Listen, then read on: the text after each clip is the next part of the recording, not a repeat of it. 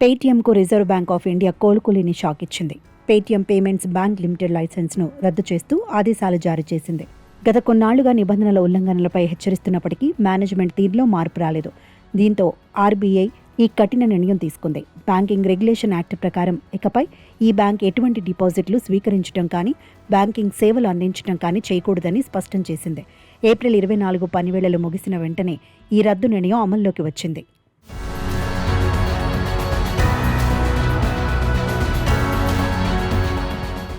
RBI తీసుకున్న ఈ నిర్ణయం వెనుక అనేక కారణాలున్నాయి. ఖాతాదారుల కేవైసీ ప్రక్రియలో పేటీఎం ఘోరంగా విఫలమైందని ఆడిట్లో తేలింది. ఒక్క పాన్ కార్డ్ పైనే వేల సంఖ్యలో అకౌంట్లు తెరవడం, అసలు కేవైసీ లేని ఖాతాల ద్వారా కోట్ల రూపాయల లావాదేవీలు జరపడం వంటివి ఆర్బీఐని విస్మయానికి గురిచేశాయి. ఇలాంటి అనామక ఖాతాల ద్వారా మనీ లాండరింగ్ జరిగే అవకాశం ఉందని ఆర్బీఐ ఆందోళన వ్యక్తం చేసింది.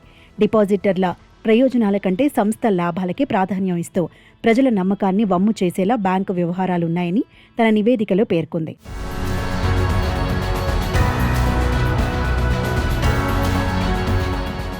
ఒకప్పుడు డిజిటల్ పేమెంట్స్ రంగంలో రారాజుగా వెలిగిన Paytm, Google pay, phone pay వంటి పోటీ సంస్థల కంటే ముందే మార్కెట్లోకి వచ్చింది. 2016లో నోట్ల రద్దు సమయంలో ప్రతి చిన్న కొట్టు వద్ద పేటీఎం క్యూఆర్ కోడ్ కనిపిస్తూ అప్పట్లో ఒక ట్రెండ్ సెట్ చేసింది.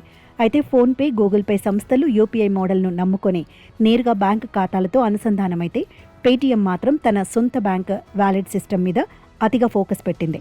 ప్రజలు వ్యాలెట్లో డబ్బులు దాచుకోవడం కంటే నేరుగా బ్యాంక్ అకౌంట్ ద్వారా చెల్లింపులు చేయడానికే మొగ్గు చూపడంతో పేటీఎం రేసులో వెనుకపడిపోయింది.